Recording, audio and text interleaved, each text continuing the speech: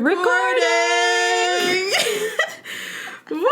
We're back! We're so back, exciting. Everyone. Welcome to Two Black Girls, One Rose. Where two black-ass girls invade the whitest show on earth, The Bachelor. I'm Natasha. And I'm Justine. And we're back, bitches! Oh my god. Oh my god, so exciting. It's been forever. It's been so long. This feels so weird. It does. Me and Justine had to literally how do we do this again? So Yeah. you say that, I say that, we don't know what the hell we do. It's been forever and a day. Technically since October 24th. Yep. So it's been a month and a half. Wow, since we dropped an episode. Yeah. That's crazy. We needed that break though. We honestly. sure did. This is fun, but this shit is work. It's a lot. I needed to get some sleep. I needed my Mondays back. Yeah, and Tuesdays, especially after Bachelor in Paradise. Yeah. Because that shit was intense. That was intense. Yeah. Twice a week episodes. Yeah, all that that was a lot. stuff. But we're so excited to be back. Yay. Oh my god. What have you been up to, friend? What As have if I I been up haven't to? seen you. I know. What? What have you been up to? This is really the update for y'all. Yeah. Justine knows everything. Okay, lots of things to recap. What have I been up to? So the day after we recorded our last episode, I went on a date with a guy. And I dated him up until yesterday. So It was literally your hiatus, little... my little hiatus bay. Yeah, Literally, hiatus bay. From our last episode to this now new episode, Yep. we dated and have broken up or whatever the you want to call it since then. It was cute. It was fun, but yeah, just wasn't a match for me. Yeah, that's okay. Yeah, that's all I'll say on that. Yeah. He was nice. No hard feelings, but still looking for my mans. What else did I do? I went to Ohio. Oh, that's right. Visit my sister. Uh-huh. She lives out in Columbus. I was in Middle Shout America. out to Columbus. Shout out to Columbus. Interesting city. What does that mean? It is, it's cute. So it's Ohio State is based in Columbus. So it's a very legit city. Yeah. Because when you think Ohio, I guess from us, bougie New York people, we think. Yeah, Ohio, what? What's there? What is Columbus? Whatever. But it's a legit city, very developed, downtown, a lot of cute bars, restaurants, all that stuff. Nice. It is very white, but it's a very tangibly white place. That. I don't know. What? That's how me and my sister kept describing it. It's a different kind. It's a Midwestern white. Okay. So it's a all American. Oh. American white. Yeah, so they have a American culture. The white people have a very American-specific culture that we think very of. different. Yeah, because we went to bars out there that we were the only black people there. Yeah. And I've done that plenty of times here in New York, but I felt differently. Yeah. You know what I mean? Right. So it was just a different kind of whiteness that I don't spend a lot of time in the Midwest. Yeah, I know exactly what you're saying. It's so hard for me to describe. Yeah. But it was just an interesting experience. Almost like what people who are not from America think about white people in America. Yes. That's what you were the in. America that you watch on television on TV. was literally what that was. Roseanne and Goldberg and all them people. Yikes. Yeah. So yeah, it was cute, but it was just an interesting feeling. I don't know. Yeah, it's just different. Just different. And I'm someone who's grown up mostly in white spaces. Yeah. And I'm very used to being around white people. It's not a problem. But that breed of white was just different. And I think that our states have different culture too. New York has a different culture to it, the state and the city. So people kind of adapt to that culture rather than adapting to some stereotypical mannerism way. And same with Jersey. Jersey has an attitude about it and a culture about it. Culture about I it. feel Ohio doesn't have that. Yeah, I don't know. I don't know enough. I don't really know. I don't know enough. I don't know. But it was cool. See a different side of America, Yeah, that's cool. Cute. What else? We went to a concert together. We did. We went to see Alan Stone. Anybody listen to Alan Stone out there? He's amazing. He's amazing. We saw him in Brooklyn. We were turned all the way up. He was awesome. Yep. I went to a lot of concerts in during the hiatus, actually. Yeah. Did Alan Stone. Any Tom Misch fans out there? Shout out to Tom Misch. I saw Young the Giant. I know who that is. Shout out to any Young the Giant fans out there. I've been an OG Young the Giant fan back when they used to be called the Jakes. Whoa! Yes. Whoa. I've never even heard of that. And I saw this is my second time seeing them. So, November was like a very like live music-y month for me. What about you, friend? So, November I didn't do jack shit. Okay, I sat the whole fuck down. I had surgery on some internal stuff, which is weird because you can like still walk around. You know what I mean? It's not like you're like your leg is broken and like people can see that something's wrong. Like it was with my internal things were healing. Yeah. And so I had to learn to sit down this hiatus. And for real, take a break. And for real, it was really hard. I hated it after like 3 hours. What? Yeah, it was hard. I relish in doing nothing. I relish in sitting on that here couch right behind and doing jack shit. I don't feel guilty when I don't do nothing. I'm fine. But it's hard for you. It gave me like PTSD. What? Because there was times that I've been without a job. Yeah. And so it gave me like, oh my God. It gave me that feeling not again. Feeling productive. Yeah. Oof, no.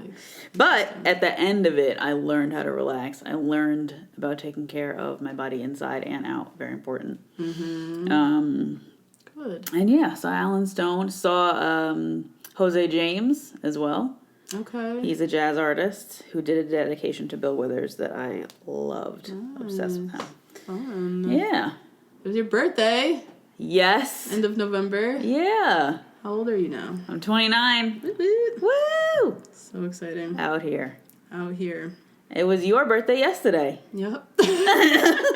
Sag gang. Sag gang. Out here. Justine and I are both had birthdays during the hiatus. Yep. Both now the ripe, beautiful age of 29. Last year of our 20s. Turn up. Yep.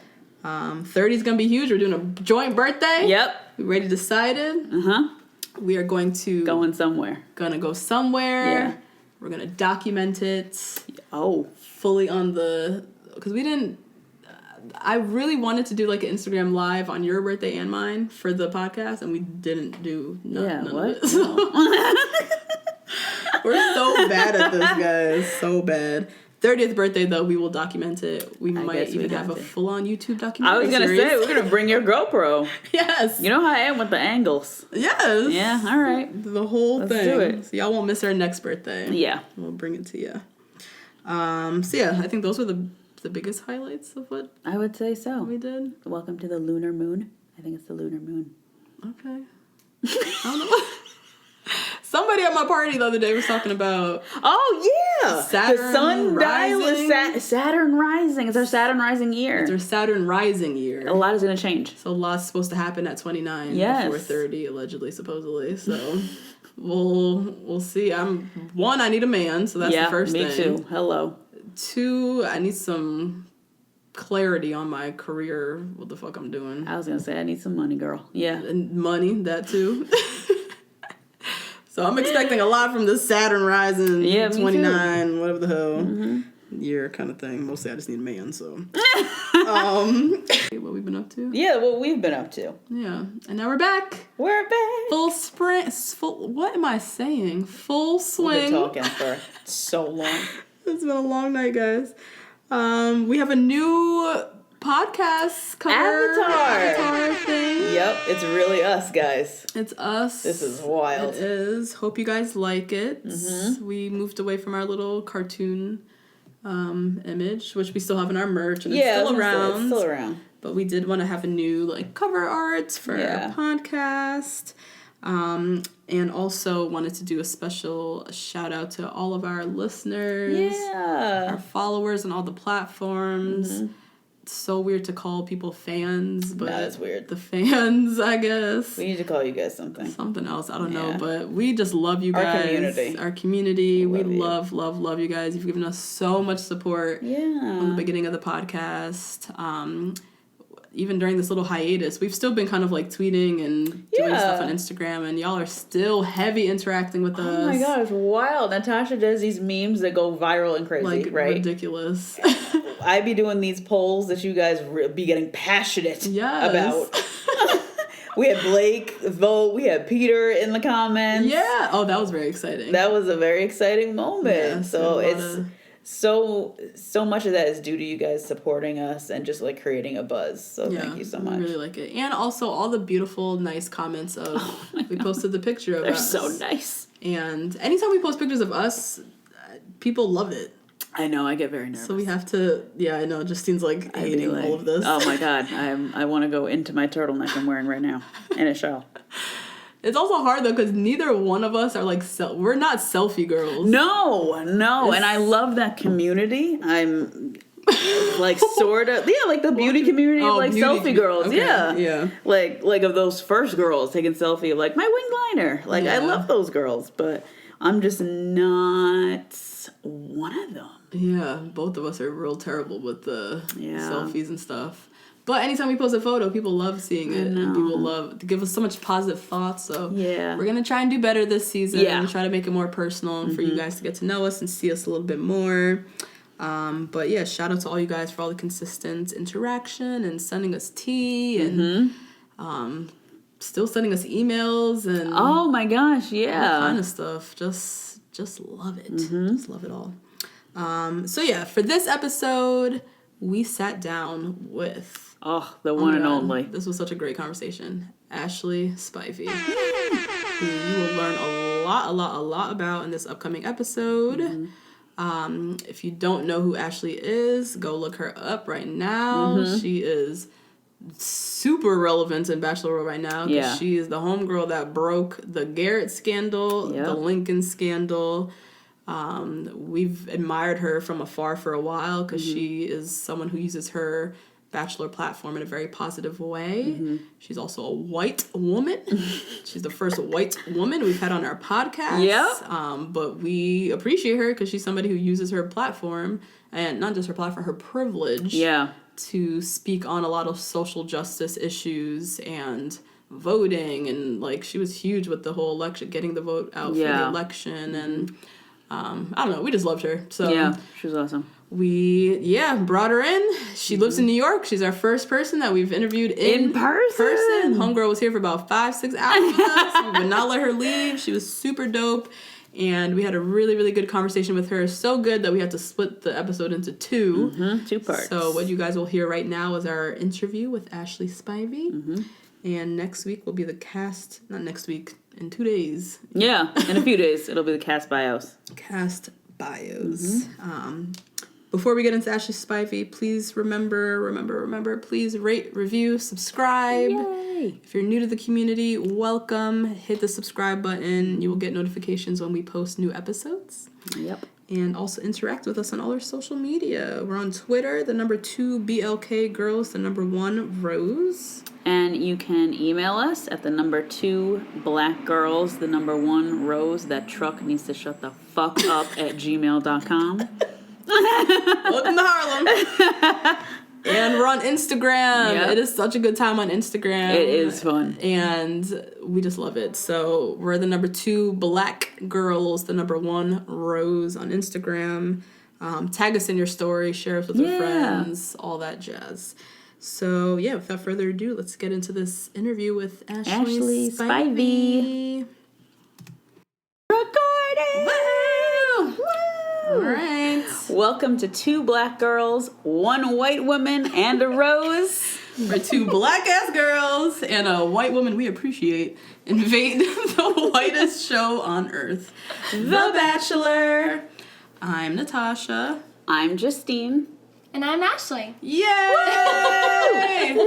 We're so excited, you guys. We have Ashely Spivey in the room. She's actually in the room. She's here. I am. I'm the white girl who brought the white wine. And brownies. Yes, Oh my God, came with all the treats. So for those of you who do not know, but you should know, Ashely Spivey, all the true Bachelor Nation fans know you very well. She is a contestant from back in 2011, season 11 of Brad Womack's first stint as The Bachelor. Second. That was his second stint? That was his second Oh, one? yes. Oh, man. Brad. No, I mean, it was so long ago. His second stint as a Bachelor. Keep in mind, my dude is still single. Brad. Okay. There's a reason. Sure, we'll dig into that.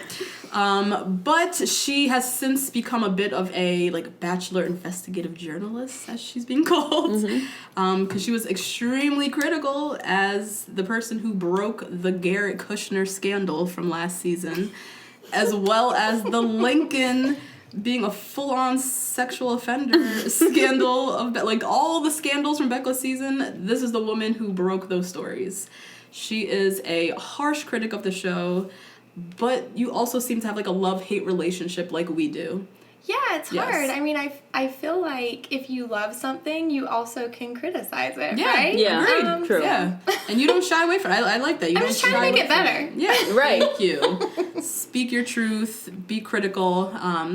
You're definitely not afraid of being critical and conflict and speaking your mind. That's how my mom raised me. Good. Okay. Nice. You've gotten to some things online with some Bachelor folk. Famously, Ben Higgins, whack-ass Luke Pell, Oh, God. among others. Weren't you blocked by Luke Bell? Oh, I mean, who hasn't blocked me at this point? Wow. Gold. Yeah. You're doing well, Ashely. She is also near and dear to our hearts because she is, as I said in the intro, a white woman we appreciate because she is a social justice warrior out here using her privilege and just speaking truth on so many important things. I think for the entire month of September and October, your Twitter and your Instagram were get out the vote campaigns. I mean, I set a goal to just at least get to 100 people, you know? Just I felt like if I could get 100 people to vote, I felt great about that. Yeah. And the response that I got was wonderful. Yeah. I was just tears the whole election day, just all the stories I got. So that's awesome. No, you're someone with a huge platform who's using your platform in the way that people should be using their platform. Promoting positivity, promoting just social action, and not being very apathetic, which I think is kind of the world we live in now. for sure. And so we appreciate you, and we're so excited to have Thank you y'all. on the podcast. So excited to have you. I'm here. blushing.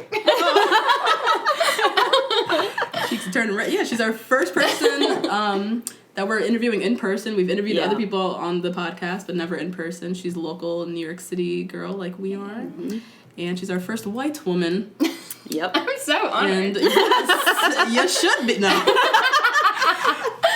First white girl that we appreciate, and we're in the same kind of space in terms of the ways we think are very similar. So we definitely wanted to bring you on. And before we dig into the cast bios, which we're going to get to, we do want to dig into your life and pick your brains about a lot of stuff.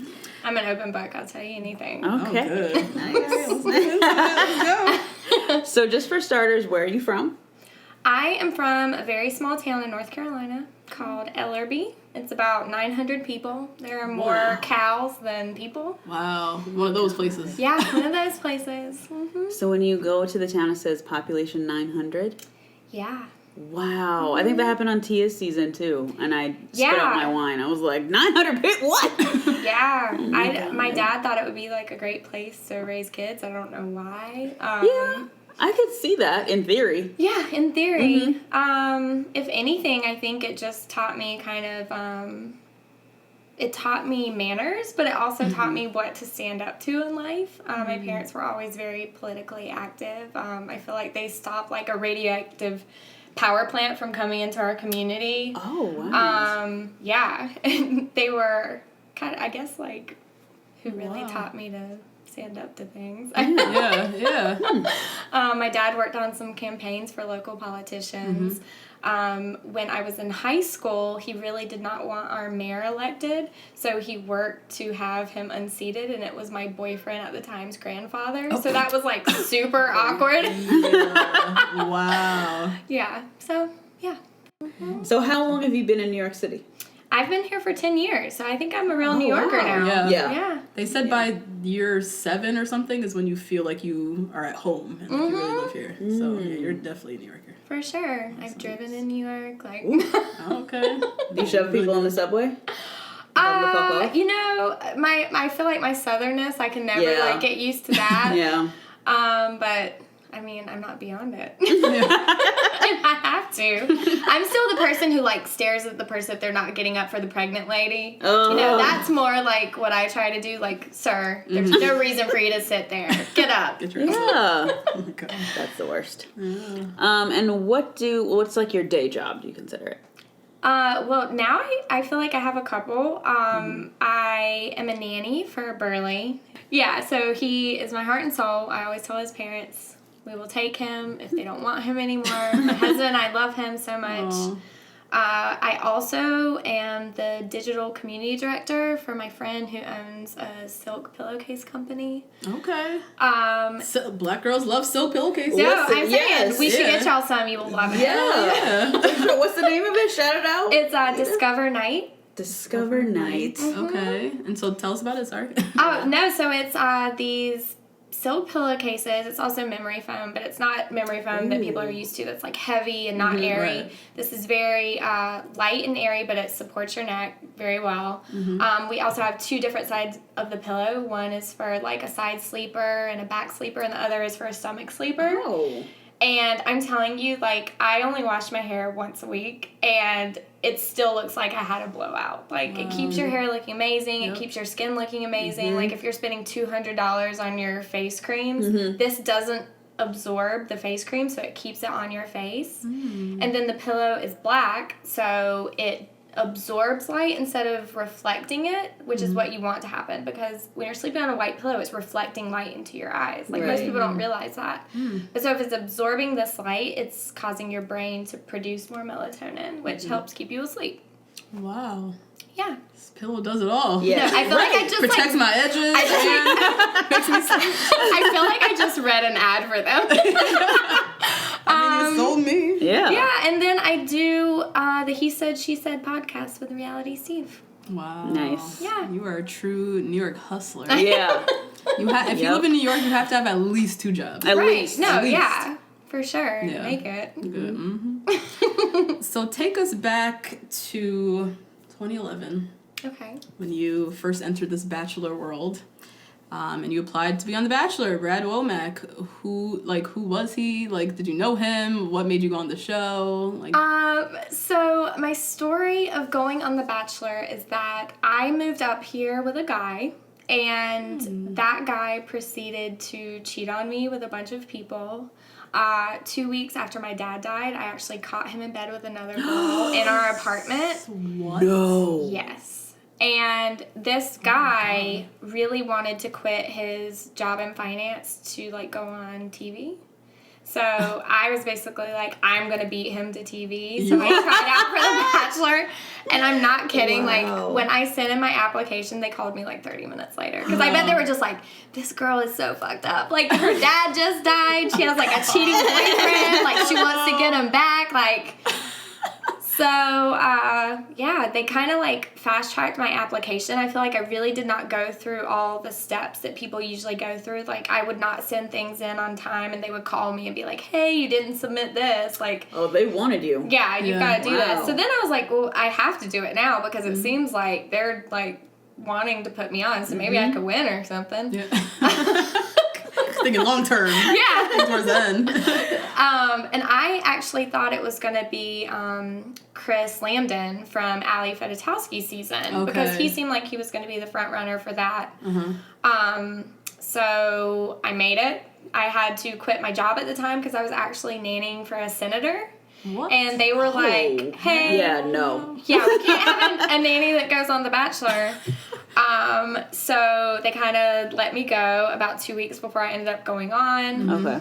And then as I'm on the plane going to LA, my friend texts me and she's like, the Bachelor is Brad Womack. And I had no idea who that was. Really? I was like, is this a country singer or what? I have no idea. But in reality, that helped me because I didn't know that he hadn't chose someone in his previous season. So on the first night, I kind of saw everyone being very upset that it was him and being scared that he was going to pull the same kind of situation. And I was like, I'm going to play this like, hey, I don't know who you are. I'll give you a chance. Yeah. And it worked out because I got the first impression rose. Oh, shit. Oh. I didn't know that. Yeah, so Wow. that was that. Yeah. So, haha, Yeah. guys, I'm hot in bed. Right. What are you doing now? Still trying to get on reality TV. Right, I was gonna say, Exactly. still on reality Oh TV. my god. So this was back before people knew who the Bachelor or Bachelorette was going to be. Like, you were getting out the limo and seeing the person for the first time. Yeah. Whoa. That's Sounds crazy. like another world. Yeah. Yeah. I mean, I kind of think it's better that way. Yeah, I Yeah. think so. It is. Or maybe now in terms of how a lot of people go on the show mainly for like shilling or wanting to become influencers, they have to make sure that the person really wants the other person to keep them on there for That's longer. true. Yeah. I don't know. Who knows? Yeah. Yeah, the strategy behind it. And they could do more hype. Yeah, for You sure. do more hype with telling us. So, let's see. So you didn't know who Brad was. Did not. Got the first impression rose. Did not know that. So tell me about, like, how was your overall experience? Did you like the way that when you watched it back, how you were portrayed? And I'd say that I felt like I had a really positive experience on the show. I loved all the girls there. I really felt like there was not a lot of drama. The only thing I'd say is that I knew pretty quickly that I was not into him. But then basically, like, the producers could sense that. Like, there's this, like, thing I've talked about on other podcasts before where we had this jacuzzi scene where Brad wouldn't take off his sweatshirt, and that, like, really upset me. What? I don't know why, like, I was drunk, of course, but I was just like, why won't he take off his sweatshirt? No, it's, like, but that's... really hot in the hot tub. You know what I mean? he was in the water in his sweatshirt? Yeah. Well, not his, like, upper body, but his, like... lower half. Yeah, his lower Still. extremity. So you guys are all in bikinis, I'm assuming. We're all in bikinis, and it was... I don't know why he was being so awkward this night, but the producers were, like, visibly frustrated with how he was being. So they played music, which they never do, because it really messes with the audio. And they started giving everyone tequila shots, which that's not... I mean, you can drink, but, like, the shots come out when, like, things are awkward, you know? And they're like, let's get this. Nice. Yeah. So, yeah. Yeah, because the optics are not good. A man in a sweatshirt and then girls in bikinis in the water, that looks weird. Yeah, it was weird. It was very awkward. So that night, I think I like didn't shut up about it. I was just like, I don't want to marry a guy who won't take off his sweatshirt. And so I think they were like, yeah, we got to get her off soon.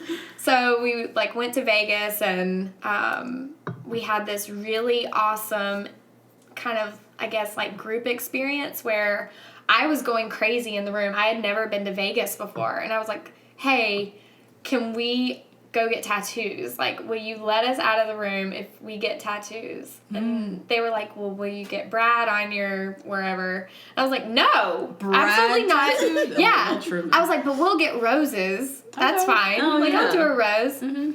Which now is like so basic, like I can't even believe I even wanted to do that. But so they took us to King Ink, which is actually a legit place in Las Vegas to get tattoos. Like 5 of us got the tattoos. It ends up becoming a club because we missed our window to make it back to the place. So we stayed there, partied. They gave us in and out. And then the next day we all got our date cards, and like all of us pretty much got eliminated. What? Yeah. Yeah. Like, our 3 other friends just got eliminated at the rose ceremony, and then my best friend, who was also named Ashely on the show, they put us on a 2-on-1. And we were doing this, like, Cirque du Soleil thing. And she's a professional dancer. And the thing we were having... And I'm a horrible dancer. So we were having to do, like, a dance at the beginning of it. And I was so bad at it. And I was like, okay, so she's definitely going to win this. But the producers were like, no, like, it could be you two, whatever.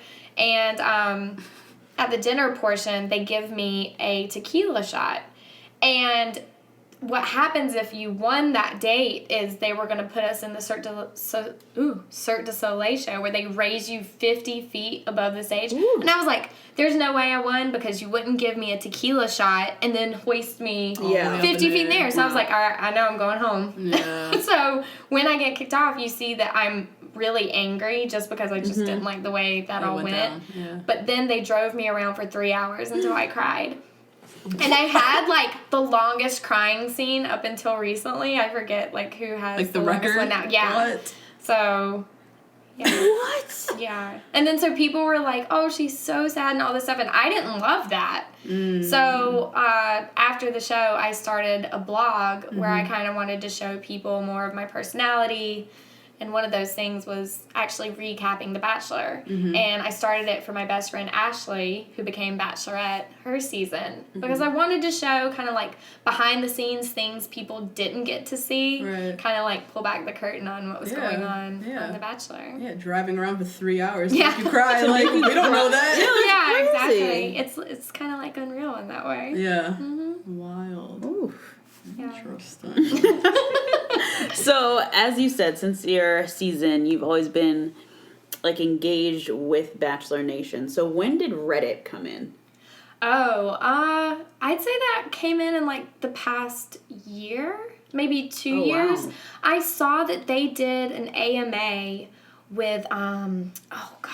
What's AMA? Yeah. We're like so... I was like, American Music Awards? We have no idea. Like, what? We understand that Bachelor Nation is huge on Reddit. Right. We're still trying to, like, understand how it works. And so talk to us. So an AMA is basically where a contestant will go on, and then Reddit users can ask them questions in real time.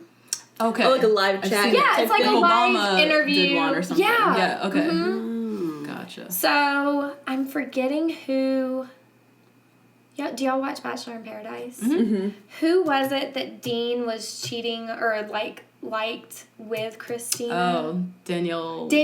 Okay. Yeah. So she did an AMA, and then she talked about it on Twitter. And I was like, ooh, I'm going to go check that out. Like, I didn't even know this was going on. Yeah. And then so I saw what was going on, and then I was like, wait, I'm going to see if they've ever said anything about me. And then I found that they had said a lot of positive things about me. And then so I wanted to participate there just as someone who I feel like has been away from the show enough where I can kind of just be one of them.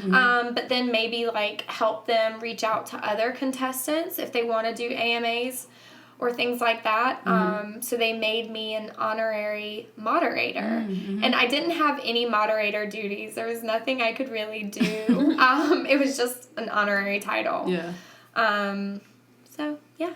That's what kind of started with that whole thing. Yeah. But then that led to the Garrett thing. Yep. Right. So is that where you first posted the Garrett stuff, was on Reddit? No. So what happened was, I don't even know if someone from Reddit had reached out to Reality Steve or other people or what, but they reached out to me through Instagram DM or maybe it was Twitter. And they sent me screenshots of all of his likes. Oh, and that was from Reddit. Yes. That person was from Reddit. Yes. Okay. They didn't use their same name that they used on Reddit. They kind of created like a throwaway account Okay. To do that. But when they sent it to me, I was just kind of like, okay, what do I do with this? I'm going to check it out before I kind of go anywhere with it. Yeah. So I went through to make sure that he had in fact liked these things. And there were way more than what we posted. There were hundreds of them, which is why I felt like I didn't want to just sit there and post every single one of them, but when people kind of just like made it into this mindless liking, I kind of wanted to just be like, you know what, it's really not. And I felt like at the time, too, I was very excited about Becca being the Bachelorette because I felt like she was super feminist and she was gonna, she was one of the more progressive Bachelorettes in, like, a long time. I mean, I knew Rachel was that way, too, but I almost felt like she couldn't do much. Do you know what I mean? Yeah, she had to protect herself a little more. Yeah. Exactly. And I mean, she's wonderful on Twitter and Instagram now. Like, I love everything she posts and stands for. But in terms of Becca, I was just like, wow, I wonder if she knows this stuff. Like, that sucks. And I always felt like I had to protect her in a way. But also, I felt like it was important because the day I found out is also the day it came out that he won. So then I was like, now I mean, like, the day the scandal broke is when also the Reality TMZ, Steve and TMZ found out who the winner was. Yeah. Yikes. Okay. So, I was also thinking a lot of contestants now make so much money from their audiences. And I think that people should know who they're supporting. And it's kind of like putting your wallet to use in terms of, like, you should only support people who you feel like y'all's values kind of align. You know? So if you don't agree with homophobic things, or if you don't agree with transphobic things, like, this is not someone you should support, because obviously he thinks they're funny, or you know, Or, I think that's a great justification for putting it out there, because they're asking for, I mean, when they're doing sponsored content and things like that, you're asking for your audience to support you and support the things that you stand by. So we deserve the full story of, like, who you are as a person. I agree. And I mean, you know, now I see that they're happy together, and I wish them all the best. You know, I thought it was important, and I don't take it back. No. But that doesn't mean that I don't wish them well. Obviously, it's working out for them, and whatever works. Yeah, I hope she's a good influence on him. I hope so too. I sure do. That's so interesting though, because we didn't give Garrett no slack at all. No slack at all. But it's like, we need to know. I would feel so stupid if I watched the whole season. I'm like, oh my God, Garrett's the greatest, and then at the end I find out this foolishness. Like, we deserved to have known, and let that kind of shape in our mind who this guy is as a character, and then how we perceive him watching it. Well, and this isn't the first time I did something like this. Like, during Rachel's season, every time Lee was on the screen, I was like the racist, because I had seen his tweets, and I didn't want people to forget that, and I'm still pissed at ABC about that. There is nothing worse. Like, I put Lee and Lincoln, like, on my two, like, biggest, like, mistakes they've ever made in casting on the show. Like, I don't even put Garrett there. I put Lee and Lincoln. Like, those are the worst. Let me ask you a question. So, Lee came out in an interview and said that he was sought after by scouts or whatever through Facebook. Isn't that right? Yeah, he did. Which is where a lot of those statuses and things came up. So, was it a mistake that he was cast? Or did they know all along? That's always been my thing, because I never forget that interview that he did. He said he was sent a message by a scout or somebody via Facebook who reached out to him, encouraged him to apply to the show, which is the same platform where we found so many of these problematic things. You know, it's hard because I want to believe that they would not do that. The person who I really respect in the franchise is Millsy, Robert Mills. He follows he follows us. And when he found out about the Garrett stuff, he was like, I never would have casted him if I knew about this. So I hope that... But, you know, they have missed so many things in terms of social media that, like, it's so possible that they did not know it. But, like, at the same time, like, what was so great about him? Like, that's right. He was like a country singer. He was a country singer. He was, like, mad short compared to other guys. He was tiny. Yeah, he did not fit the mold of, like, the Bachelor contestants that are cast. But he had this interesting caveat about it. But I don't know. You never know. No, we guess we'll I wouldn't put it past them. I wouldn't. Wow. Oof. And I feel like a lot of times what happens too is there will be contestants who they are like, I really want this person, and then it changes whoever they're going to pick as the Bachelorette or the Bachelor. And sometimes those people are just... Like, the contestants will change who they want the Bachelor to be? Oh, no. They're just like, I really want this contestant on. But then whoever that contestant wanted as the Bachelor is no longer going to be that person. Right. And then they're just still kind of stuck there. Yeah. That Lauren G told us that she tried out for Nick's season and then ended up on Ari's season. Yeah. Yeah. Because Ari was supposed to be Peter. Right. So Everyone on Ari's season thought it was going to be Peter. Right. And Yeah. just kind of got stuck. Yeah. So they do, like, file people away and save them and whatever. Yeah, Yeah. for sure. Which, I mean, looking back now, like, I really wanted Ari to be the Bachelor when Sean Lowe was the Bachelor. Yeah, a lot of people. Yeah. Oh, okay. Yeah, that was his time. Yeah, Yeah. no, that was his time. And then I actually met Sean Lowe at this charity event, and I sent a producer, like, a message. I was like, listen, if you don't choose Sean, you're crazy. Oh, wow. Because He was He a was better so fit. nice. Yeah. He's one of our faves. Yeah, Oh, definitely. show. All right, so more into this kind of scandalous world of The Bachelor. Okay. The Bachelor is very famously, like, apolitical. They stay neutral. Yet at the same time, you have people like Mike Fleiss or like Elon Gale, who are like producers of the show, that on their own like personal Twitters, they're very like political and things like that. right. Why do you think they play it so safe? Like, why do they stay so neutral? Is it because of the audience that they're catering to? I think because their audience is not. Yikes. Yeah, I mean, that's really the only thing I have to Yeah. say about it, is that they know who is watching the show and they know where they're making all of their money, and they can't alienate the audience, I guess. I wish that there was a way to do both, you know what I mean, Yeah. where you don't have to. I feel like what they're doing now is they're almost alienating any, like, progressive or Like educated. liberal watchers. Yeah. Yes. But I feel like, too, that just puts, like, a bigger pressure on us to kind of keep the show in check, and when they are doing things wrong, to say things, because the more exposure or the more exposure that we can show those contestants who, or even the viewers who don't watch or listen to things like this, and we can say, listen, this isn't right, and this is why it isn't right, then hopefully we're changing some minds. Yeah. And I think, like, I don't know how long they can keep it up this way, because it's 2018, we're living in a very highly charged America right now.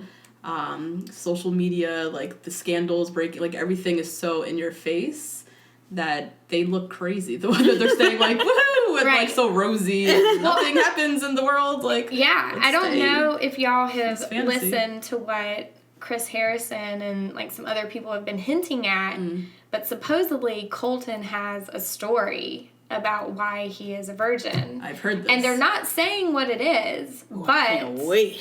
Ooh. What could the that way mean? they keep on hinting at it, it almost makes me think there's some, like, sexual nature to it or something like that. Yeah. Where something has happened to him. Yeah, I don't know. Like, right. I almost wish that they weren't hinting at it, because Yeah, 'cause they're if selling that it. is It's the story, weird. that's a little messed up to me. Yeah. Selling it. Crazy. Yes, like, why are we dramatizing this? Yeah. Like, I don't know. We'll see. Yeah, we'll see how they handle it. Yeah. That's why I'm always, like, I'm so on the edge of, like, how they're going to handle certain things. Right. Yeah. Like, how they handle the Garrett thing, how they handle Lincoln. It's like... Or the Corinne and DeMario thing, and which Ooh. still pisses me off. That whole Fucking mess. consent discussion was Yeah. such a missed opportunity, I feel like, where they could have had a great discussion with an audience of women and hopefully the men that are watching with women to Yeah. be like, listen, this is what consent is, and they dropped the ball. Yeah. Yeah. Like, why are you just gonna ask the contestants? Like, let's have, like, a therapist on there or someone that can Yeah. actually say what consent is. So what you're referring to, just to, like, Okay. backtrack, is when... So after the whole DeMario, Corinne, like, sexual allegation scandal happened, when they brought the contestants back, they all Right. sat them down, and then Chris Harrison gave like a speech about like the whole scandal, and then had this very brief conversation about consent. And then what did he do? He had each of the contestants go around and say like, yes, I consent to, Or like what they think consent is. or what they think consent is. Yeah, or if they think anything wrong happened. Yeah. With It's like- no educated moderator? Nope, None. not a single one. I mean, they Just had Chris Harrison, but like, what? What? No. He has no qualifications to None. do such a thing. Yeah. Oh, wow. All Yeah. right. Yeah. I was like screaming at my TV. I was so angry. Yeah. But They have a couple of consultants they need to hire. For, Yeah. yeah. Just freelancers. Some Just freelance- like part-time. Right. Yeah. Freelance consultants and facilitators to kind of do things a little right. Oh my god. Jeez Louise. So, it's just going back to Garrett for a quick second. Okay. Did you know Becca personally when you broke this story about Garrett? I did not know her personally, as in, like, I've never met her. Right. But we had exchanged a couple of, like, political messages through DM on Oh. Instagram. Yeah. For one, I think we even were talking about how, like, Trump supporters can never spell. Or, like, or I was something. about to say something Yeah. terrible. Lord, stop me. Yeah, or even I feel like she might have posted something about Obama, and I was just like, oh my god, I miss him. And she was Yeah. like, me too, or something. So, yeah, I mean, I didn't know her, but I felt like maybe we have Yeah. the same political Yeah, views. I don't know. yeah. Okay, that makes sense because I know you said that, like he had a hateful view. It wasn't like Republican, conservative, No. liberal. It was hateful. Yeah. And how Becca shouldn't stand for that and like shouldn't be with somebody who feels that way. And I was like, oh, I wonder if she knows her. But that makes a lot of sense. Right.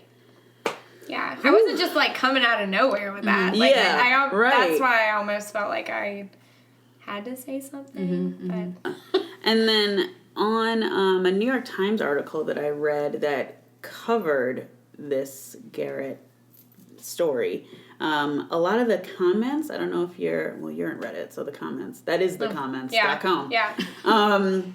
But a lot of them are reflective of our haters that we get that I low-key love. That are like, you guys, it's just a show. I don't know why you're being so serious about it. It's just a TV show. Da, da, da, da. And what do you say back to those people, if not just block them?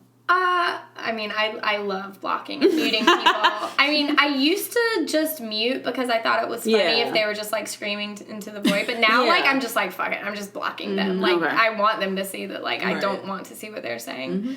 But I think that if you don't stand up and say something, even if when you think it's like a mindless like, that you're kind of complicit in letting things like this go on at this point. Yeah. I think even in terms of her, I wish she would have said more to be like, these views are not okay. Yeah. And I felt like we'd never really heard Never got that. that. No. Yep. And that's all I wanted to say. And I think you can say that without demeaning your fiance in a way where you could just be like, listen, I don't believe those views, and hopefully he doesn't either. You Yeah. know, but there wasn't really ever that. It was like just have an open mind, and I feel like we are the open-minded ones. That's the whole point. Thank you. Exactly.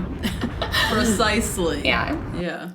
So, with that perspective, how do you think that Becca and Garrett now, I want to say coexist, but now that They weren't they're together. They weren't together on election day. I mean, I'm just gonna point that out. And she also had to like shut off her comments. Oh yeah, whenever- she turned. Yeah. Oh, wow. Yeah. Yeah.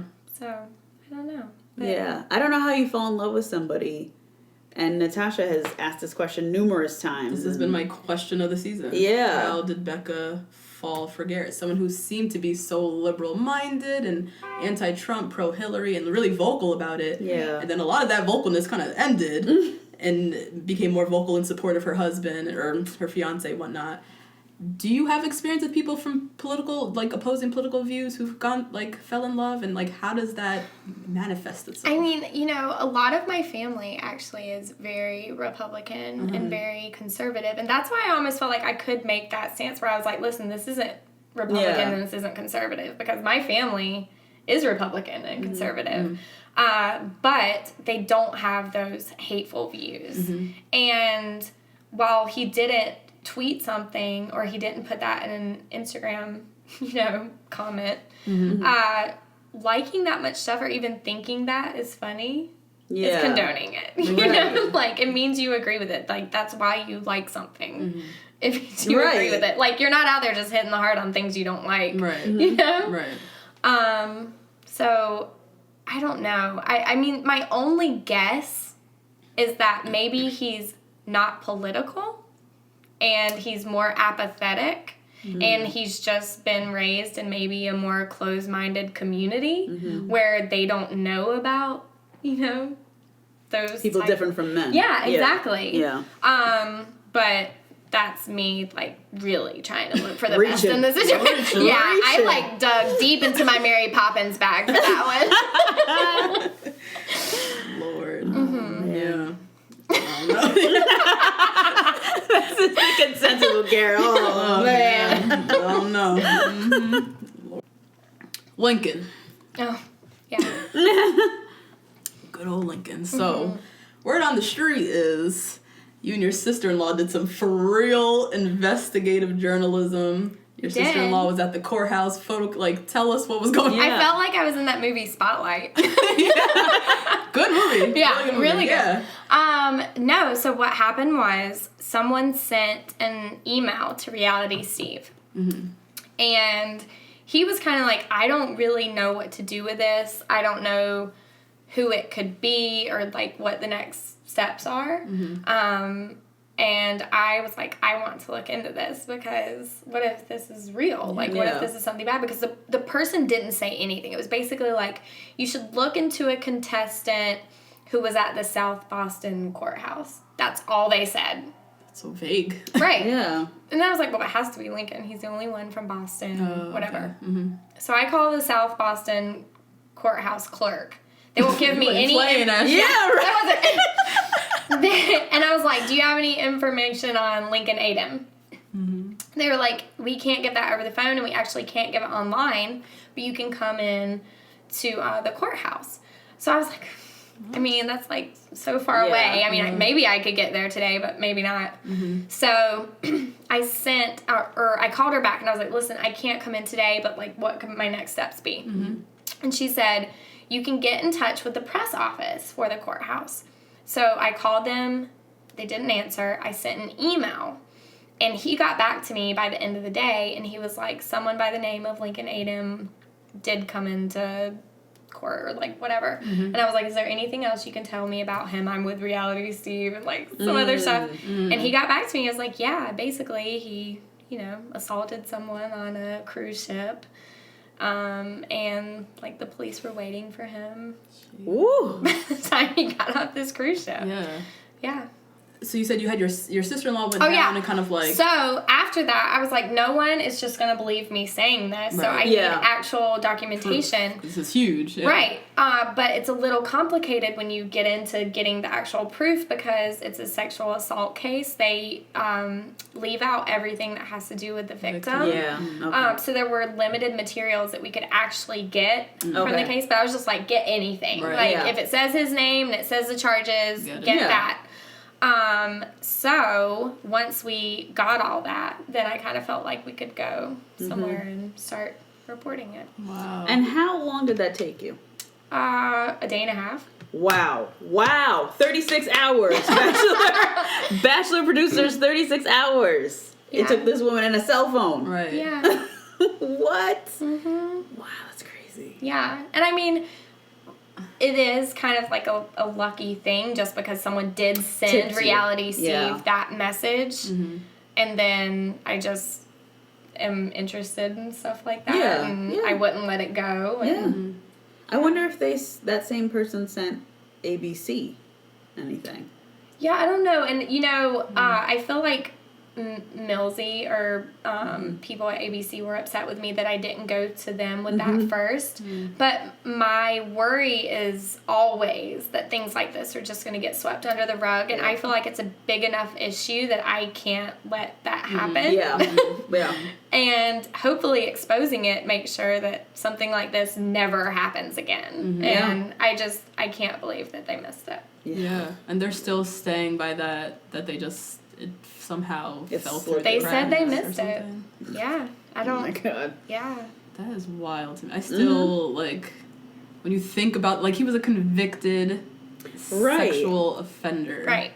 How did that go missing? And he's going on a show about like finding love with a woman. Like it's so backwards. Yeah. And it happened in 2016. It's not like it like just you happened. know? Yeah.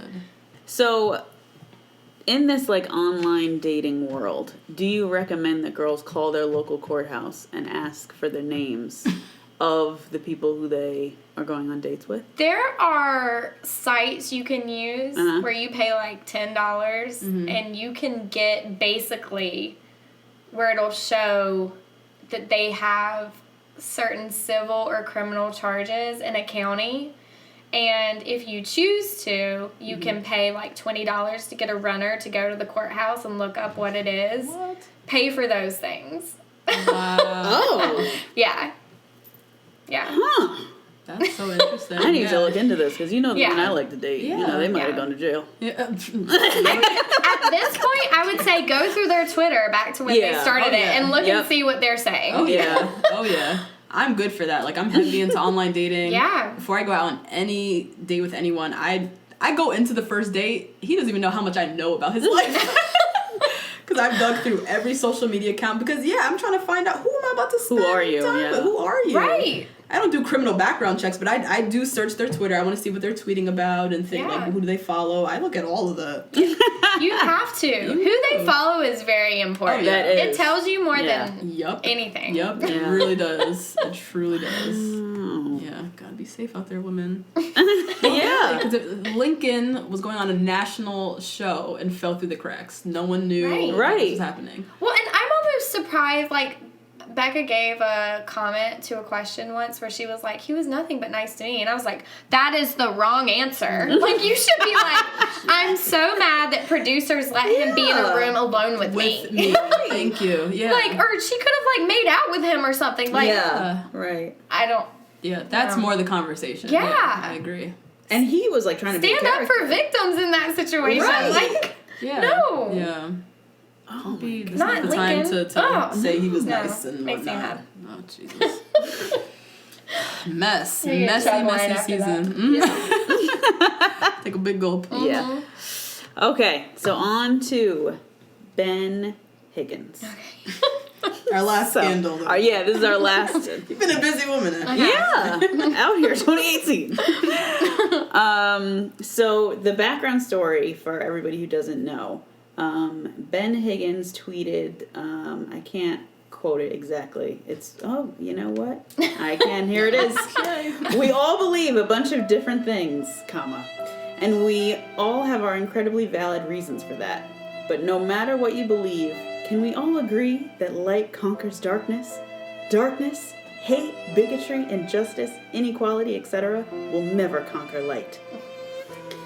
Like my tiny violin or whatever. So precious, Ben. Yeah, that's so cute to think. And Ashely responded saying, this sounds like it is coming from a white male's privilege. Fight the darkness before you lecture everyone on what to do. You have a big platform, but you speak in platitudes. Which is, I think that was back when it was only 180 characters. I think it was. Yeah. Well said. That was really, that was good, wrapped up in a bow. And things got a little bit like heavy on Twitter. Then you guys talked on the phone, and then you went on his podcast with Ashely I. Yeah. I feel like it's important to note that, like, so this was coming off a very dark week. It was coming off of, like, Dr. Blasey Ford's testimony. It was coming off Kavanaugh being confirmed for the Supreme Court. So I think that week had been particularly hard for me just because I'm a survivor. I went through something very similar to that whole situation in college. So I think I was, like, in a very dark place. And I saw Ben's tweet, and Ben, at that point, had been someone who had kind of disappointed me in a way. Like, I just feel like he's someone who has such a large following. He's a smart guy. He seems like a good guy. And he's beloved. Yeah, he's beloved. Yes. And he's just not standing up for the right things. Like, just playing it too safe.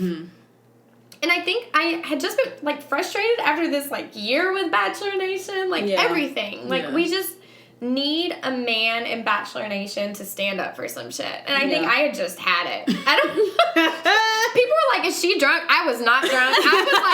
I was with my family at, like, a wedding weekend. I was, like, fully, like, in your right sober mind. and fine. Yeah. I had just kind of, like, had her, and Ben was the unlucky recipient of my, like, wrath, I guess. But even, like, I feel like what I was saying to Ben, like, I didn't, like, take his tweet and quote it. I wasn't trying to, like, own him. I just put it as a reply underneath it, hoping that he would respond back, which he did, but then he, like, quote tweeted me, and then I was like, oh, no. It's on. And then, like, this is, like, bringing in some other stuff, but, like, I've gotten kind of in fights with, like, the Morning Toast group people. Oh, yeah. Okay. And I could tell that's who was, like, coming after me after that, because, like, they use a lot of the same language. And then I just started getting upset, because I was just like, you know what? I wasn't really trying to, like, have this, like, big argument.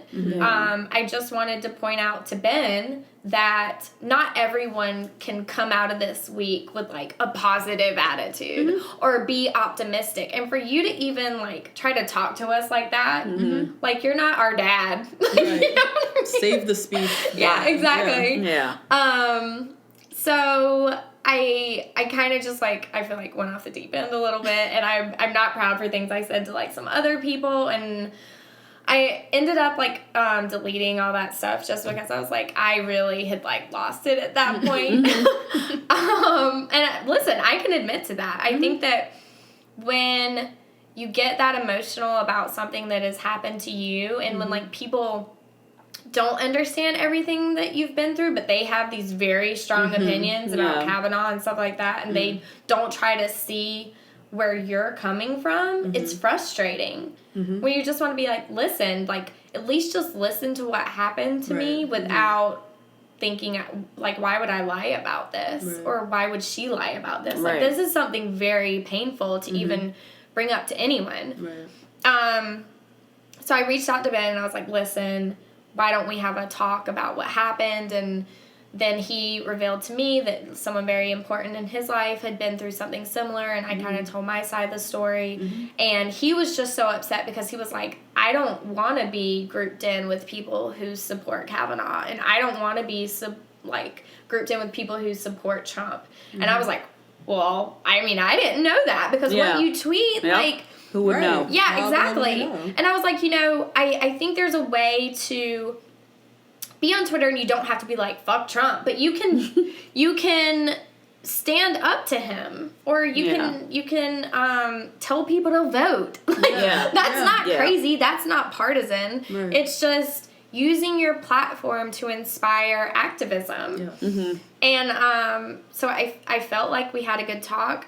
When he had me on, I was a little scared because I had known his producer, Amy, had said some not great things. I mean, everyone was sending me that, and I was just like, I mean, I'm probably going to get, like, demolished on this podcast, but I'm going to go on, and hopefully it'll be a good conversation. I thought Ashely was lovely on it. She was not... Agreed. She listened to me, and I felt like was respectful. I didn't love Amy's comment, but then at the same time, she wasn't as harsh as I thought she was going to be, and I think Ben was really receptive, and I've been proud of a lot of the things he's tweeted since then, so I feel like he really has listened. And, like, I don't know if people know this, but, like, he switched to be an independent Okay. I know that. Yeah. He was once running for Yeah. mayor or whatever on the Oh my Republican ticket. God. Yeah. He's talked about it in boy. a couple of events or like interviews that he's done where he's just been like, I can't support a lot of things that have gone on in the party, so I'm going to choose to be independent. Wow. Yeah. Slowly making his way over. I know. Inching his way. No, so I mean, I feel like, listen, I know I didn't handle that as well as I could have, and I'm not always going to be I mean, people who can stay eloquent during like moments of rage, I have so much respect for them because That's hard. you're gonna fuck up sometimes, especially Yeah. like being on social media. You're not always gonna be perfect. I mean, you know who I always look up to is Brittany Packnett. Who's that? Oh my, y'all have to follow her on Twitter. She can be like so mad about something, and she just like is always eloquent. I don't know. That is a skill. Yeah.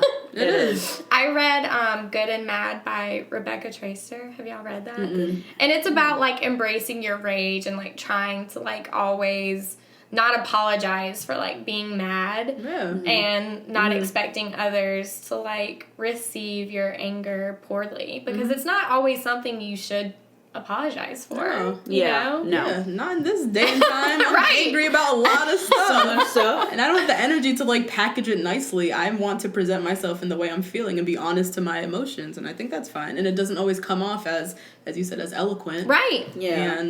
But you try your best. Right. I'm gonna fuck up. Like, Yeah. especially like being in the public eye, like People every are waiting for you to. Yeah, exactly. And like I almost feel like that's what people were waiting for. Like after it happened, I got removed as a moderator on Reddit. But even before that, there were a lot of people who were upset that I was a moderator because I think they didn't realize that like I actually had no moderating duties. And even though I tried to explain that, so I even tried to bow out at one point. I was like, listen, if it's causing like too much of an uproar, I'm fine with not having this. So then once that happened, I was like, you know, like, just take me off. And now, like, even people in that community will send me, like, things they're saying about me. And I'm like, just please don't send it to me. Yeah. I don't want to see it. Like, I'm trying to stay away. Yeah. But, yeah. Wow. Well, you definitely made an impact on Ben. I think. Yeah. You're just having that conversation, which is so important. You're not going to agree with everyone. No. You're, particularly in this day and age where people are more vocal about their thoughts and beliefs, that we're noticing our differences even more. Yeah. Right. And so you're not going to agree with everyone, but it's just having the conversation. Yeah. And I think the conversation more than anything, you learn a lot from each other. I'm not going to suddenly turn over to the Republican Party, but like I can see your side now a little bit, or what have you. So. Yeah. And that's the thing I will say about Ben. Like, at least he wanted to have that conversation. Like, a lot of people would have just been like, fuck you. Right. Yeah. Like, Mute or block. I mean, James Taylor will probably never talk to me, but Oh God, I could care he's less. stirring a lot of stuff with a lot of people. It seems like. Well, that's his like shtick. That's his thing. Yeah. Yeah. That's what he does. Yeah. Interesting. Oh my God. And during this conversation with Ben, because I listened to the whole thing, he said a lot in his intro as a Christian. And You know what? I didn't even like listen to it, so I don't even know what he said. okay, because he did say like, I don't want to be grouped in with people that I was grouped in with, and I was like, well, who are you grouped in? What are you saying? Yeah. But I mean, they have like 3-minute ads on that show. Right. They can't fuck that money up. I understand. But he kept saying, as a Christian, I would just want to stand up for, people coming from Africa and Lebanon and Israel. And I'm like, what are you saying, bruh? You're out here like talking about immigrant rights. What are you saying right now? But he kept saying, as a Christian.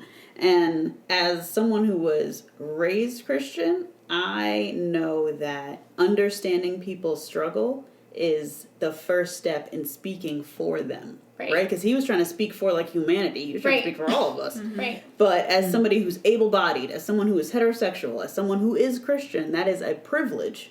And I have to understand the underprivileged and what they're going through before I even say stuff like that, those big, broad statements. So do you think that his faith is a security blanket for his, like, white male privilege? You know, I don't even know how much I can speak to that just because I personally am an atheist. I was, even though I was raised in the South, my dad was atheist. My mom's a non-practicing Catholic. We were surrounded by, like, Southern Baptist or, like, Pentecostal holiness churches. So I just felt like I could never fit in with that, I guess. I will say that when people usually use that as a crutch, I feel like that it's to conceal their prejudice Yeah. or their own racist beliefs. And I just don't see really how that fits in, where if you are a Christian, you know what I mean? Because it just doesn't seem to fit together. Doesn't line up. Doesn't line up with Christ. Doesn't line up. Doesn't line up with love thy neighbor. Doesn't line up. Exactly. Or even like when people are homophobic, that's always the first thing that they say. And I'm just like, no. Yeah. That does not line up. Yeah. No. Okay. I'm calling bullshit on that one. I second that. Yeah. Well, one of the times that I did laugh during this conversation, which there wasn't a whole time that I laughed, but Ben Higgins is deeply offended by being called vanilla. Oh, yeah. Triggered by being called vanilla. What? If he has such a huge platform, he's beloved, as we just said, why do you think it's so offensive to be called vanilla? I think that he is offended when people call him boring. I think it goes along with that. Yeah. Okay. Because he's like the safe bachelor. He's known for being like beloved, but like kind of neutral. Doesn't really stir the pot really. I think he's still finding his place in who he wants to be in Bachelor Nation. I think a lot of, too, what kind of happened is he did not want this to affect him negatively in terms of, like, his company and things like that, because he does try to do a lot of good with that, and he didn't want people to think that he wasn't trying to do any good in the world. And my whole thing was just, like, I get what you're trying to do in the world, but I think there are things going on here that you can pay attention to. And just because you're doing good things in the world doesn't mean that you're doing a lot of good. Like, there are things that you can definitely lend your voice to here where people need you. And that is something that I think is lacking in the Bachelor world, is there's really no guys ever standing up for good things. It drives me crazy. Like, I can count on one hand guys who, you know, stand up and more progressive way. Yeah. They're playing it so safe because they're trying to protect their brand, their image, their pockets. Like, but in the end, you're not having an opinion on anything. Right. You're not using your platform in a positive way because you're trying to sell things to followers or whatnot. Right. Yeah. I mean, I feel like there can be a balance. I feel like you can still stand up for things and still try to sell things. Someone who's kind of still make that money, but like have an actual opinion. Yeah. I think baby Becca M. Yeah. Yes. She does it well. She does it well. That girl is selling. She's selling. She is fully out here in this mommy market. Yes. And be out here talking about Leo and personal opinions. Fuck Leo. Also fuck Leo. Thank you. Yes. Horrible person. Gross. Terrible. You got into it with him too? Yeah. Okay. I knew it. Not shy away from that conflict. No. Not at all. So, how do you envision, or what is your dream way of the show integrating social media? Oh, wow. I mean, because they've gone this far without it, and it's starting to get real messy. Yeah. So they need to figure out a way to integrate it. What are your thoughts? In terms of like figuring out who has done things on social media and who, that or I mean, just simple social media background checks would be nice. It's not hard to go through everyone's social media. Right. I feel like just hire like 10 interns, just read through all the tweets, go through all their pictures. Just a simple Google search. Yeah. The basics. Yeah. Basically. Yeah, no. And I think too, they used to do something on The Bachelor, which they really don't do anymore, where every season they would highlight a charity and they would do a date that was charity based. Do y'all remember this? Oh, yes, so I do. nice. Yeah, they don't do that anymore. They don't. It'd be like the dog rescue date, and then they like talk a little bit about the rescue company. Yeah. Oh. I don't know. That would be nice if they did that again. Yeah. Or just like every season, what if they just like sponsored a charity? Mm-hmm. Or like one thing I really wanted to do in terms of the midterms is I really wanted them to like encourage Bachelor people to like show up at universities and get people to vote. Ooh, or like yeah, that would've been good. register to vote. Yeah. Like why not use people in that way? Mhm. Like that would be wonderful. Yeah, I think so. Yeah, we talked kind of off podcast about how like we feel like there's a lot of like missed opportunities for the franchise to utilize the contestants in positive ways. They've kind of let them go free, and they're all creating their own brands and selling stuff and doing their own individual stuff. But yeah, I feel like there is missed opportunities for them to kind of like integrate the contestants into more like, I don't know, social change. Or Yeah, Right. they have their own brands, but they're all selling the same thing, right? Yeah. They're all selling FabFitFun, Adidas eyewear. Right. They're all selling like the same stuff. All the guys are selling that watch. The Daniel Oh my Wellington God. watches, Yeah. the movement watches, like everybody's like kind of doing the same thing. So they all want the check at the end of the day. Yeah. So why not provide a little check? Right. Go to Rutgers Right. and tell people to vote. Yeah. I feel like they don't even want to get people together now because they're like, we have to wait to introduce them on Bachelor in Paradise or something. Oh my god. Because back when I was on, they would have this reunion in Vegas. I remember they used to show like Yeah. little images of it. Yeah. Mm-hmm. So they don't do that anymore? No. Wow. Yeah. Now everything just happens in the DMs. Yeah. Goes down in the DMs. That's true. That's pre-social media. So you guys used to like look forward to this reunion and like meet all the hot guys from last Exactly. season. Like Oh, wow. when I was on, I feel like that's the first year I was on Twitter, and that's whenever Instagram was created. Oh. Yeah. Okay. But we weren't selling anything on Instagram. No. Yeah, nobody was really. Ugly photos with ugly ass. Yeah, like, like, filters. exactly. 2 filters, everybody was just, Yeah. Mm-hmm. Times are changing. They Yeah. are. So you are married, I am. correct? Yeah. How did you meet your husband? This is kind of an embarrassing story.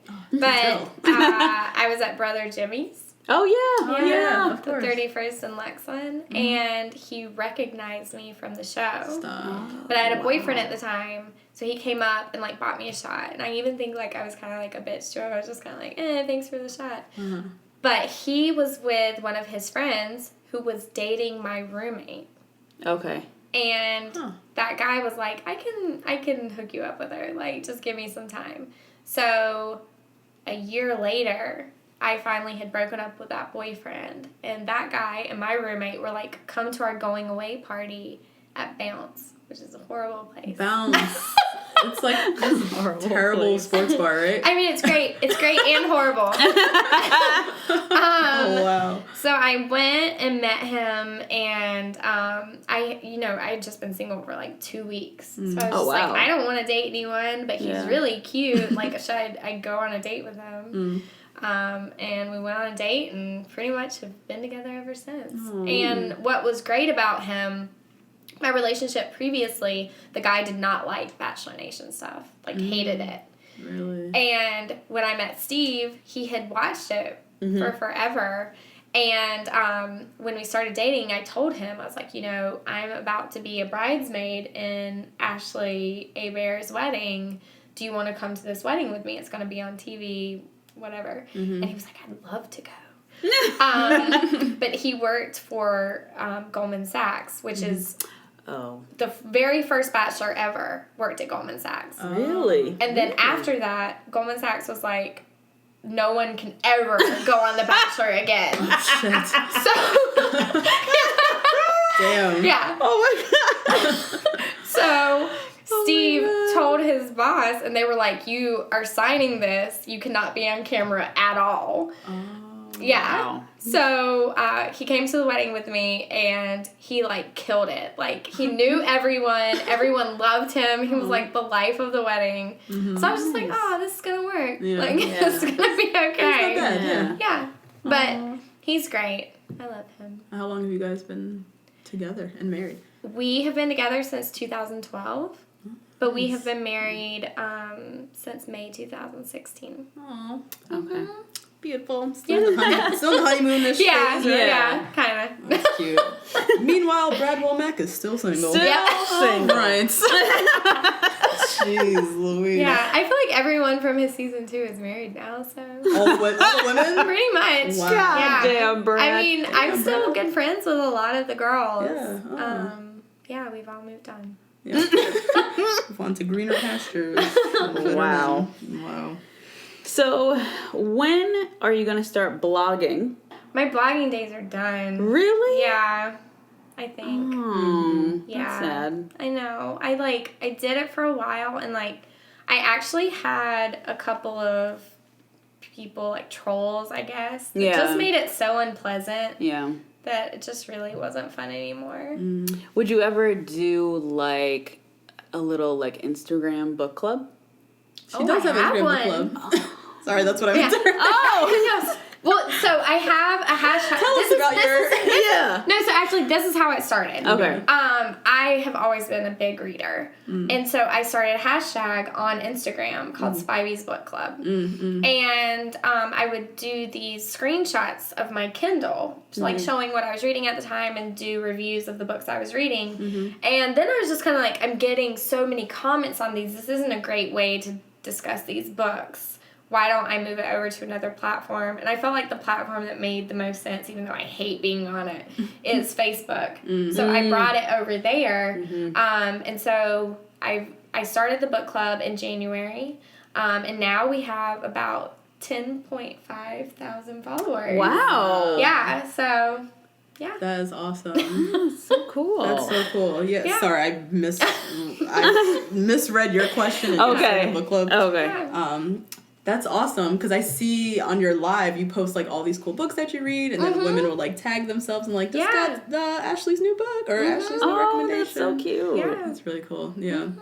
So I think there's interesting ways to use Instagram. Yes. Yeah. You don't have to just sell things. No. Or No. I really like the way you've used your Instagram. Yeah. With creating the book club, with promoting social justice issues, getting out the vote, promoting just current event things. There's interesting ways to use it that's for positive and you can still make money and whatnot, but also create community. Yeah, well that's my biggest thing. I like having a community. It doesn't have to just be about making money. I'm fine with just having real jobs. Or not real jobs. I feel bad saying that because it's actually hard to sell things on Instagram. Yes. It's a lot of work. Take all that time, making stories and cool graphics and stuff like that.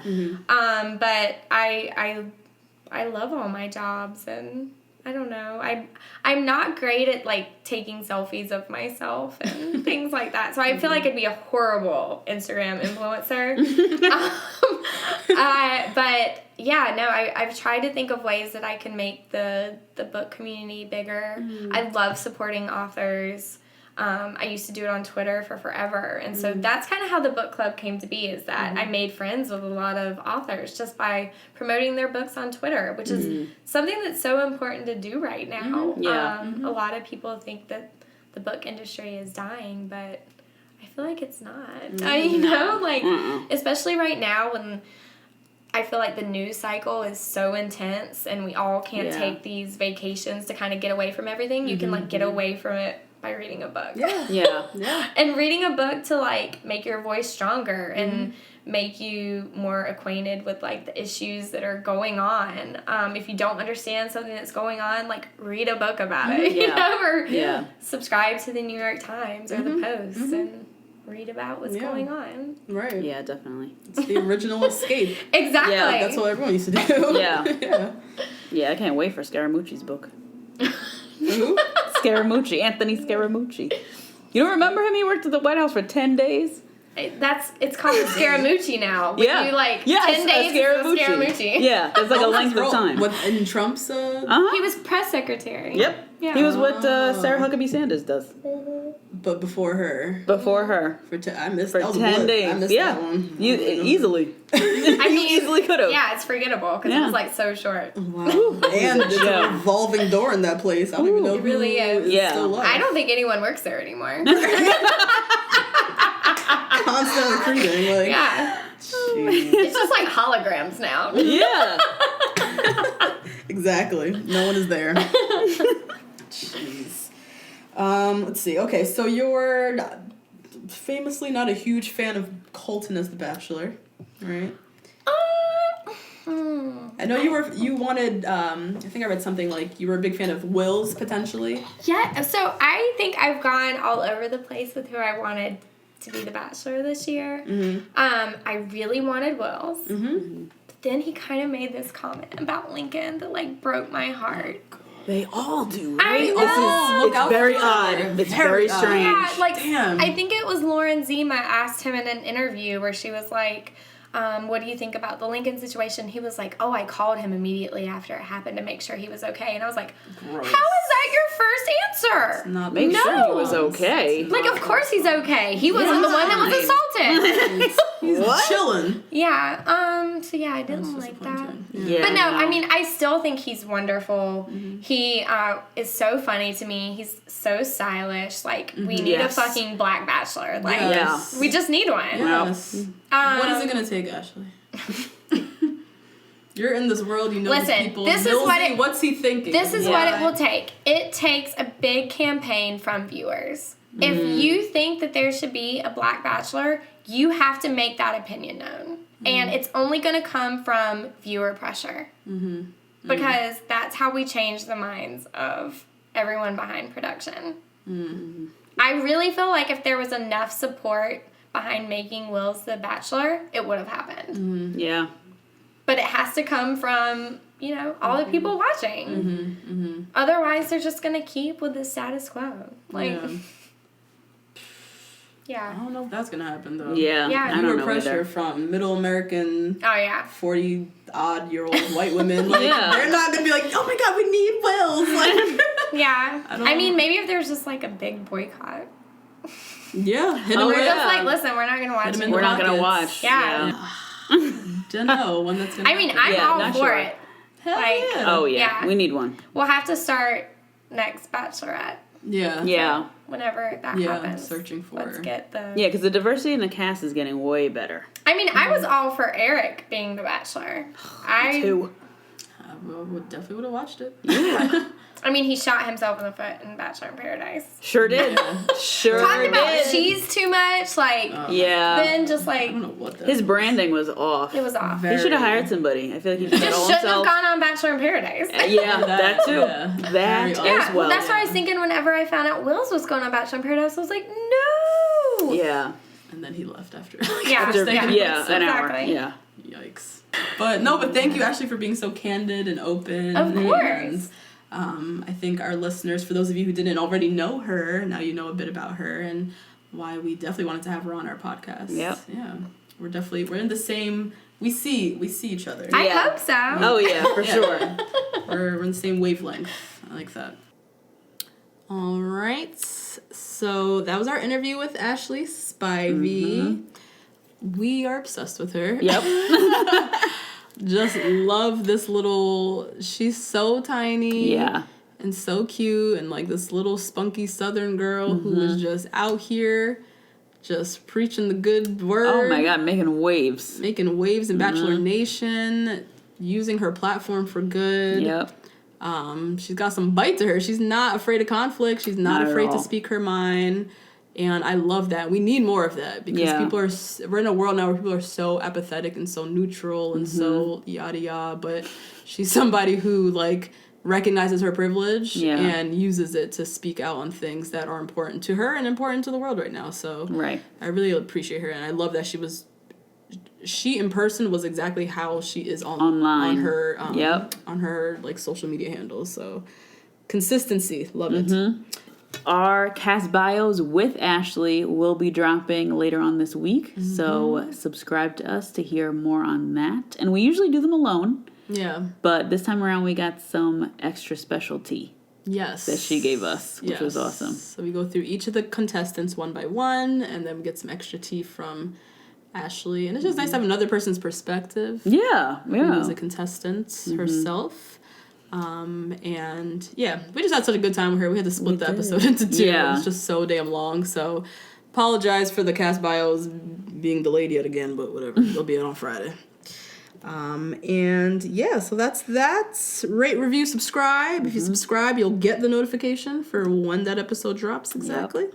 And as always, hit us up on Twitter, the number 2 BLK Girls, the number 1 Rose. And email us at the number 2 blackgirls, the number 1 rose @gmail.com. And also hit us up on Instagram, the number 2 Black Girls 1 Rose. Yeah, when this drops, screenshot it and add us to your story. Yes, please tag us. Yeah. All right. Yeah, we'll be back on Friday. Love you guys. Bye. Bye.